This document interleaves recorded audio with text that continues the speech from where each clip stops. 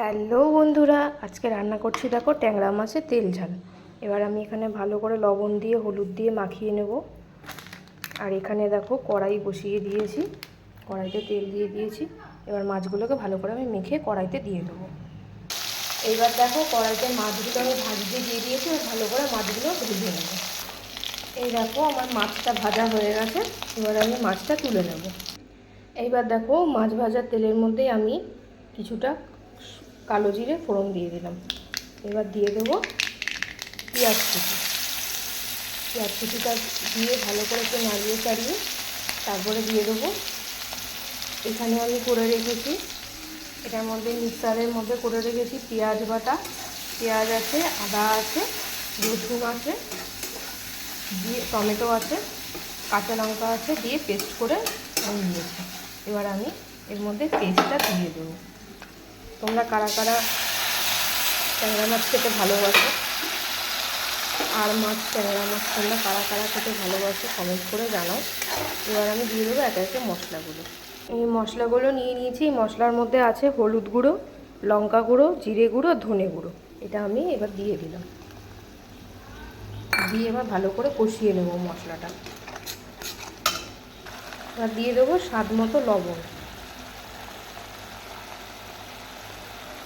দিয়ে ভালো করে কষিয়ে নেব মশলাটা। এই দেখো বন্ধুরা, মশলাটা ভালো করে কষানো হয়ে গেছে, কত সুন্দর তেল ছেড়েছে দেখো মশলা দিয়ে। এবার আমি আলুগুলো ভেজে নিয়েছিলাম, এটা দেখানো হয়নি, আলুগুলো আমি এবার দিয়ে দিলাম। তোমরা চাইলে আলু নাও দিতে পারো, আমি একটু যেহেতু তেল ঝাল করছি বলে আলুটা দিলাম, তোমরা নাও দিতে পারো। এবার আমি দিয়ে দেবো এর মধ্যে গরম জল, আগে থেকে জল ফুটিয়ে রেখেছিলাম। এবার আমি এর মধ্যে গরম জল দিয়ে দিলাম, দিয়ে এবার ঢেকে দেবো কিছুক্ষণ ফোটার জন্য, তারপরে মাছগুলো দিয়ে দেবো। এবার দেখো এখানে আমি একটু সামান্য চিনি অ্যাড করলাম ঝালটা ব্যালেন্স করার জন্য, ঝালটা লবণটা ব্যালেন্স করার জন্য। তোমরা চাইলে নাও দিতে পারো, আমি একটু দিলাম। এই দেখো ঝোলটা আমার ফুটে গেছে, এবার আমি মাছগুলো দিয়ে দেবো। মাছগুলো দিয়ে ঢাকা দিয়ে দেবো কিছুক্ষণ ভালো করে সিদ্ধ হওয়ার জন্য।